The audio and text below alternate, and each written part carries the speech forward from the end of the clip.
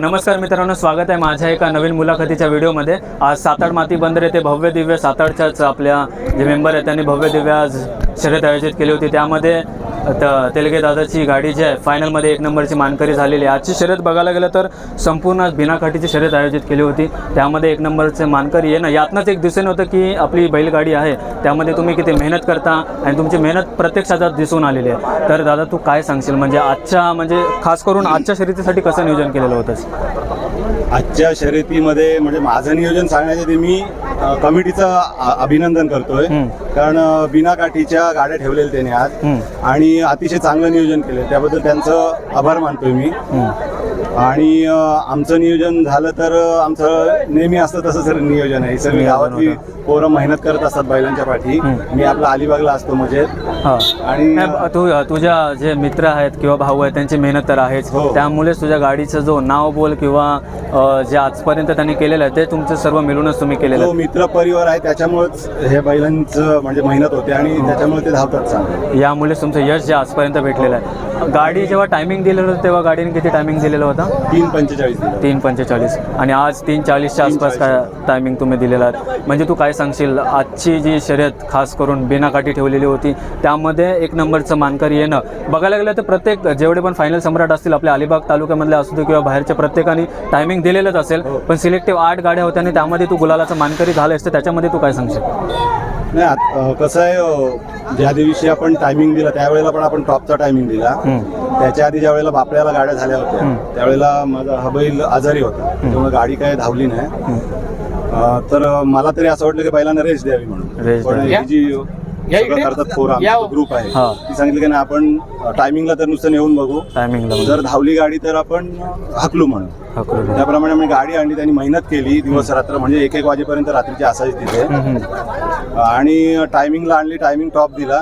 आणि आजचं नियोजन म्हणजे आमच्या ड्रायव्हरची कमाल आहे सगळ्यांनी। आता विचारणार होतो की ड्रायव्हर बद्दल तू काय सांगणार? ड्रायव्हरचा प्रश्नच नाही, आता सगळ्यांनी बघितलं, तो ड्रायव्हरचं एक म्हणणं असतं की पहिली गाडी फिरून प्रत्येक जण पहिला येतं, पण मी शेवटला गाडी फिरून पहिला येईल असं त्याचं सांगणं असतं आम्हाला। आम्ही आज गाडी ज्या वेळेला सुटली तर मलाच नाही, जे आमचे गाडीचे प्रेमी आहेत सगळे, सगळ्यांना टेन्शन आलं की गाडी कशी का येईल की नाही एवढ्या, कारण की गाडी शेवट होती, गाडी शेवटला फिरली आणि तो चालू ठेव अभिनंदन आणि गाडी पहिली आणली, त्याच्यामुळे त्याचं सगळ्यात जास्त कौतुक करायला लागेल। म्हणजे ज्या प्रकारे त्यांनी गाडी हाकलली खरंच खूप सुंदर अशी गाडी हाकललेली आहे। कारण की गाडी बघायला गेली तर सुटतानाच एकदम लास्ट होती, मी स्वतः गाडी बघितलेली होती मधीतूनच, गाडी सुटताना लास्ट होती, पण जेव्हा आली तेव्हा मी चकित झालो की बाबा गाडी आली कशी काय पहिली बोलू। कारण की आता आपण ड्रोनची व्हिडिओ जी पण व्हिडिओ तेव्हा आपण बघू तेव्हा समजेल की कुठून गाडीनं ओव्हरटेक केलेलं आहे। आणि दादानी जी गाडी हाकललेली आहे खरंच खूप सुंदर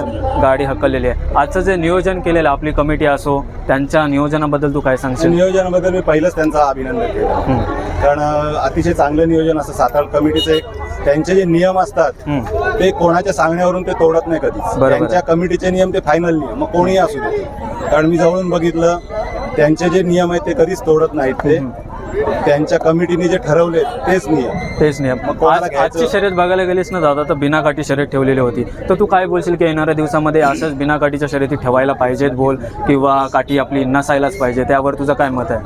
आता कसं त्याच्यावर बिनाकाठी ठेवली तर चांगली गोष्ट आहे, पण ती कसं सगळ्यांना पण प्रत्येक गाडीवाल्याला ते आवडलं पाहिजे। नाही, आपलीकडचं कसं आहे बोलायला गेलं तर आपली परंपराच आहे, आपण काठीशिवाय बैल आपला धावत नाही, कारण की गावठी बैल असतात। आता कर्नाटकी बैलगाडी बोलला तर छकडी आली, तुमचा जोकड आला, शिवला आले, पट आले, 2 बैल आले, त्यांचे कासरे आले आणि पालवा आला, त्याच्या बैलाला दिशा दाखवण्यासाठी पालवा हवाच। त्यामुळे पण कमिटी पुढे काय निर्णय देईल त्याला म्हणजे माझी तर मान्यता असेल कुठल्याही याला।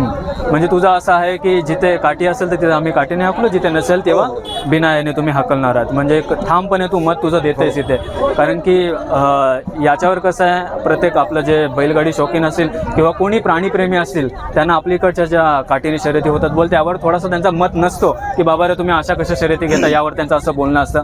पण तू पण एक तुझ्या याच्याने दृष्टिकोन, कारण की तू फायनल मारलेली आहेस, अर्थात तू बोलशील ते बहुतेक जणांना पटेल बोल किंवा एक समजेल की आमचा जो फायनल सम्राट आजच्या शर्यतीमधला झालेला आहे त्यांनी त्याचं मत अशा प्रकारे दिलेलं आहे। तर खरंच खूप बरं वाटलं की तू अशा प्रकारे म्हणजे एक मत दिलेलं आहेस.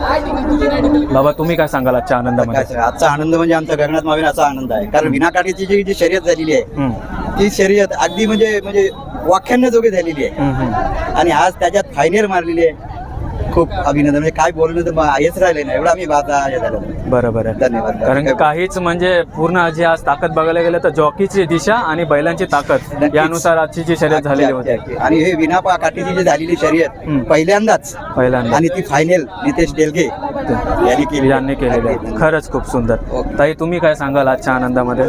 काहीच नाही, मुलांची खूप मेहनत असते, गावातल्या मुलांचा खूप सपोर्ट असतो. हा. खूप म्हणजे ते रात्रंदिवस ती मुलं खूप मेहनत करतात आणि माझ्या मिस्टरांची पण खूप मेहनत असते. आणि प्रत्येक वेळेला असंच मी बोलेन की जेव्हा जेव्हा शर्यत होते तेव्हा त्यांना यश मिळू दे, प्रत्येक गोष्टीत असेच ते यशस्वी होते नेहमी. एवढंच सांगायचं. खरंच खूप सुंदर. म्हणजे ज्या प्रकारे दादा तुझा निकाल लागलाय खरंच खूप सुंदर असा निकाल लागलाय. कारण की मला आठवते बेलीला आपण लास्ट शर्यत झालेली होती, त्यामध्ये आपल्या दोघांची भेट तेव्हा झालेली होती त्या शर्यतीमध्ये. त्या अगोदर चिखलीमध्ये तेव्हा तू सांगितलेलं होतंस की आमचा जो अनिरुद्ध जॉकी आम्हाला भेटलेला आहे आणि तोच यापुढे गाडी हाकलणार. आणि त्यांनी एक सुंदर अशी गाडी आज त्यांनीच परत गाडी हाकललेली होती आणि खूप सुंदररित्या अशी गाडी हाकललेली होती. मी आशा करतो की जेव्हा आपली गुढीपाडव्यानिमित्त शर्यत होणार आहे आपली पारंपरिक, तिथे देखील तुझा असाच गुलालाचा मानकरी तो होशील हे मी आशा करतो. आणि अर्थातच तुला एक गोष्ट मी आता विचारेल की त्या शर्यतीसाठी तुझं नियोजन कसं असणार आहे किंवा त्या शर्यतीला तू कसा बघतोस? नाही, गुढीपाडव्याची मानाची शर्यत असते. हम्म. त्याच्यामुळं तिथे आपल्याला आज जसं यश मिळालं तसं मिळालं पाहिजे अशी अपेक्षा आहे माझी. अपेक्षा आहे. खूप सुंदर. मी आशा करतो की नक्कीच जी अपेक्षा आहे ती पूर्ण व्हावी तुझी. कारण की बघायला गेलं तर टफ कॉम्पिटिशन असणार आहे त्या शर्यतीसाठी. कारण की आता खेळ बिना काठी काहीकांची गाडी बसली नाही किंवा नाही, पण त्या शर्यतीला कॉम्पिटिशन तो कॉम्पिटिशन असणारच. खूप सुंदर असा जो दादाचा निकाल लागलेला आहे. मी आशा करतो की नक्कीच आपल्याला दादाचा निकाल आवडला असेल. खूप सुंदर असा दादाच्या गाडीला तुम्ही प्रेम देता, यापुढे देखील असंच प्रेम द्या. मुलाखत मी इथेच संपवतो. Bye, wish you well. Bye. चला दादा, चला येतो. नाही. चला.